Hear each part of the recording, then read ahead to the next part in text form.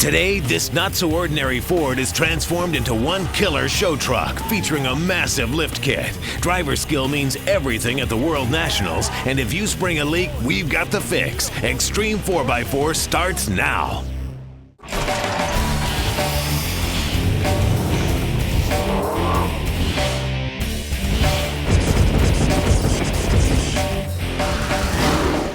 Hey guys, welcome to Xtreme 4x4, and you caught us doing some work out here in the tech center where we keep all of our project vehicles and either prep them for future shows or just get them ready for a ride on the trail. And we noticed a pretty common theme when you look at all of these projects as a whole. They were all built to go off-road into the woods or racing. But as you guys know, there's just as many lifted trucks out on the streets as there are trucks out on the trails. And so that's what we're gonna do today. We're gonna build a killer street truck. We're talking huge lift, big tires, massive wheels, a truck that's gonna turn heads and drop jaws at a place like a four-wheel jamboree. It's where thousands upon thousands of trucks head to local fairgrounds to compete in show and shine competitions. And the one constant seems to be the newer the truck, the bigger it has to be. And since it's been over 2 years since we built our last street truck, we thought it was about time. And so we were able to pull a few strings as a special favor to you, and we got our hands on the newest truck we could find. Ready? Oh. Ford has made some drastic changes to its most popular heavy-duty pickup, and this F-250 is one of the first Super Duties released to the public. And the new torque shift transmission is designed to improve this truck's towing performance, which would make it a great tow rig for one of our trail buggies. Keys, man. Thank you, sir. But we got other plans for this truck. We're gonna turn this thing into one of the biggest, baddest street trucks we can build. And so obviously the first thing we gotta do is get it up in the air. So the name of this show is called Xtreme 4x4, right? Which means that you had to know when it came time to choose a lift for this truck, we had two criteria. One is that it had to be big, and two is that it had to be really big. And we're gonna get 15 inches of adjustable lift thanks to a complete suspension upgrade from Kelderman Air Ride. This kit includes everything from their track bars to the link mounts to 6 new Bilstein 7100 shocks and a steering stabilizer, a drop pitman arm, upper and lower airbag mounts, airbags, air tanks, the compressors, the solenoids, everything from 5 to 15 inches of lift.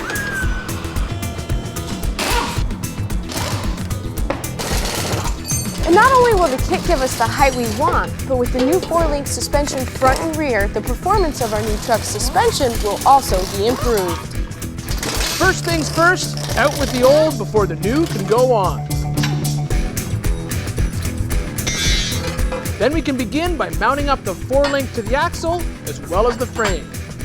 Then we can lower the axle in preparation for the airbags.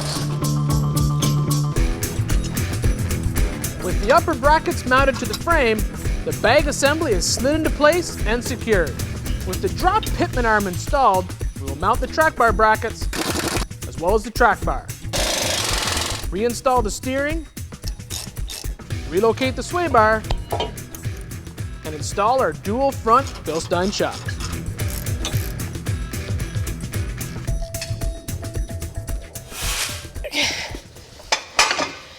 Now the rear is where we're going to see an improvement in our suspension performance. By taking out these leaf springs and replacing it with a 4-link system, we're going to eliminate all axle wrap and hop.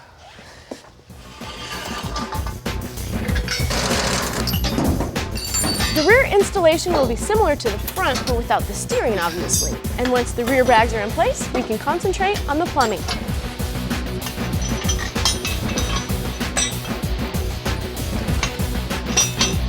For all you puny guys at home, this is not a light thing to handle. Might need 2 people. Kelderman also offers these kits with coilover shocks instead of airbags if you're looking for the performance of 4-links without the adjustability of the airbags. But nothing turns heads more than raising and lowering a truck this big at the flick of a switch. And we want this truck to be extreme.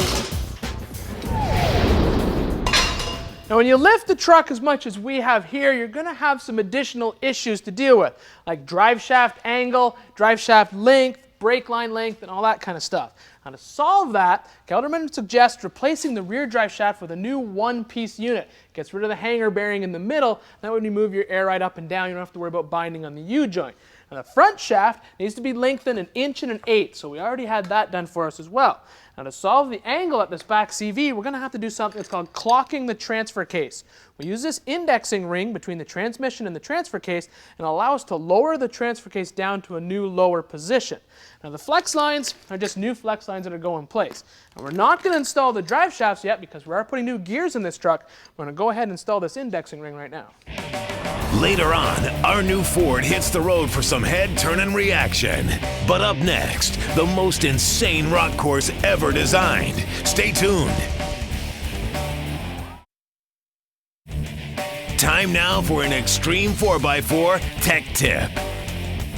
Now we've all been here before. Out on the trail, a rock or a stone digs up into your radiator and puts a hole in it. And you can see the hole because your cooling system's under pressure and it's going to pump all the water out of your truck. Now there's a quick and easy trail fix for that. And I pulled this radiator out and put it on the bench so you can see it easier. Basically all we got to do is clean out all the cooling fins from above and below the tube that's running across from tank to tank. Then get in there with a pair of needle nose pliers, grab the broken tube, crush it and twist it, and that should hold pressure. Now it's easy to tell if it's holding pressure with your truck running because it'll stop leaking, or if you have a gauge like this, you can pump it up and see if it's going to hold.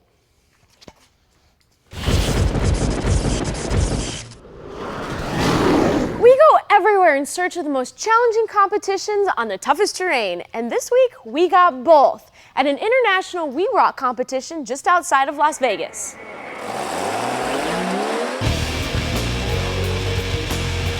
It was billed as the most exclusive rock crawling event ever held. This is the World Championship. The best of the best are here, right here. This is just absolutely huge. By invitation only, 40 teams from 5 countries came to Henderson, Nevada. Get it done, mate. All for a shot at being crowned the best in the world. It's some Top Gun talent out here tonight. This is the top of the tops in the US and Australia and obviously South Africa because I'm here. We know where we're ranked here against the national drivers, but you bring in some new drivers, it peps things up a bit. Where they had to go was through 6 of the nastiest man-made courses ever created. It's really tricky. It's very taut, very technical. It's going to be very interesting. These are big breakovers that are real difficult to climb and a lot of twisted up stuff. Can you smell it? That's the smell of carnage. In an event this colossal, sometimes the spirit of man crumbles under the strain. Some people are just crazy and they just want to go for it, and the rollovers are just part of it. These men were constantly reminded that rock crawling is a sport of humility. I'd have to say what goes through my mind before a rollover is just, here it comes. A split second, you lose the whole event.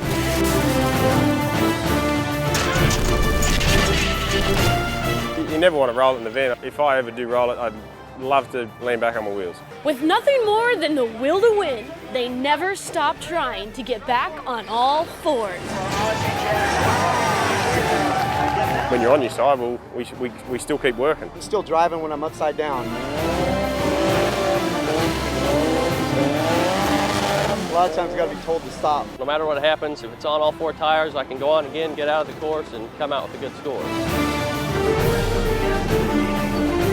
You hope it's going to go back on its wheels, and that's really all I'm thinking. Failure to get it upright doesn't take away from the thrill of the roll. It's like having the kid in and you're out in the backyard playing because it's kind of fun.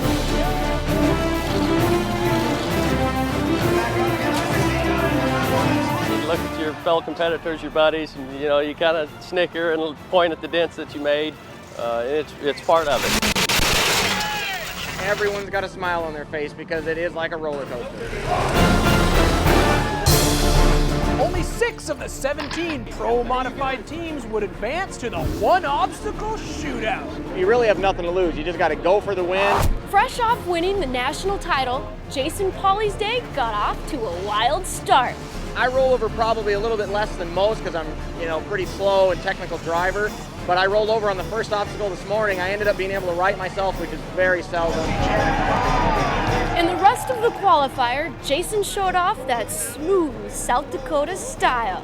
I'm a true rock crawler, I guess. I always try to crawl something first. Most of the time, if you take your time and find the perfect line, you can crawl almost anything. We don't like to go out and get all crazy and wheel speed and all that. The rock crawling part of it is where we came from. We really stick to it. Against a field of newer machines, he qualified first for the shootout. Well, I guess my rig's kind of considered old school. This is a 4-year-old car. It's without a doubt probably the heaviest vehicle here, which is kind of against the grain. For us, the real rock crawling weight kind of helps. It makes the suspension work and you get really good traction that way. All Paulie needed to do was get through the shootout course and the world title would be his. Okay, now the pressure's on. You know, you never know. This is a tough sport. And anything could happen, you know, we're just hoping to make it through okay. He made it through okay and etched his name in rock crawling history. The name World Champion definitely sounds awesome. I'm going to Vegas. Now, we'd love to say that Jason tripled his prize money at the local casinos. But actually, he just trailed up his rig and went home back to South Dakota, which of course is where I'm from. And Jason, great job out there. It's always awesome to see you drive, and congratulations. Now, the whole point of this project is to have one of the biggest, newest trucks out there on the street. And so far, we're doing pretty good with our 2008 Ford Super Duty sitting on his Kelderman lift. And now it's ready for a new set of boots. And since everything so far has been big, big, and bigger, we went ahead and had a set of 41-inch Interco I-ROCKs installed on a set of 22-inch KMC diesel wheels. Now, the 22-inch wheel will give us a reasonable sized sidewall for daily driving. And we'd love to tell you that we chose the I-ROCK because of its aggressive tread pattern. It really shines off-road. The compound works great on the rocks. But let's be honest, we picked it for this truck because the 41 by 13.5 size is the biggest one that'll fit on our Kelderman kit. This truck obviously is not the weight of a street rod, and those airbags are huge, which means that they're going to require a substantial air supply system. So we're going to be using twin Vi-Air 400C air compressors to fill a 5-gallon tank. Now, all that air is going to be distributed through the whole truck using this AccuAir control system, which includes everything from the sensors to the switches. This will allow us to adjust our ride height from 5 to 15 inches with the flick of a switch. Now, I know what you guys are thinking. We put 15 inches of lift on this truck. We got 41-inch tires. We have to do something about the gear ratio. We want to get the truck back acting like it has a stock set of gears, both the front and rear axle, because it's a computer-controlled truck. There's things like ABS, computer-controlled transmission, and drivability. You need to fool the truck to thinking it has stock-sized tires and wheels for it to operate correctly. So we're going to go ahead and install a set of 4, 5, 6 gears from Randy's Ring and Pinion, both front and rear. And we also got, obviously, a complete install kit and a new PML diff cover just for fun. The rear axle on our Ford is a full floater unit. That means we can remove the shafts without removing the rotors or calipers. With the inspection cover removed, remove the bearing caps and pry out the carrier assembly. Then remove the pinion nut and hammer out the pinion using a brass drill. Press the bearing off the pinion to get the master shim and install the new bearing on the pinion and then install it in the housing. Install the new ring gear onto the carrier and then it all goes back in.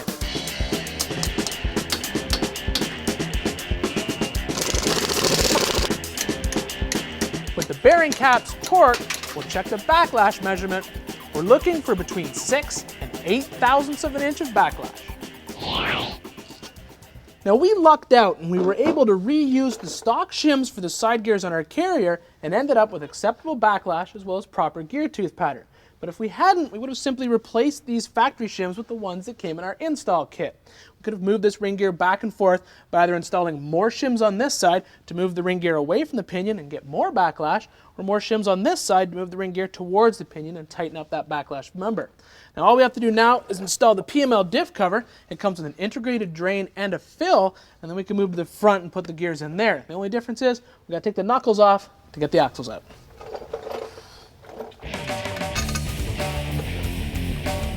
After the break, she's buttoned up and out the door. Stay tuned for a road trip in our bagged Super Duty when Xtreme 4x4 continues.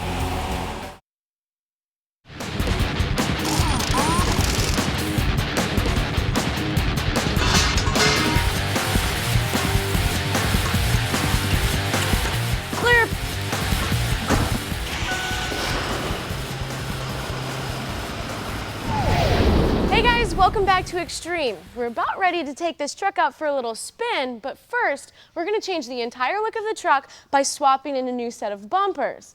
Now, finding a front and rear bumper for this truck is a little bit difficult, but Fab4s is a company that's got its finger on the pulse of what trucks will be popular.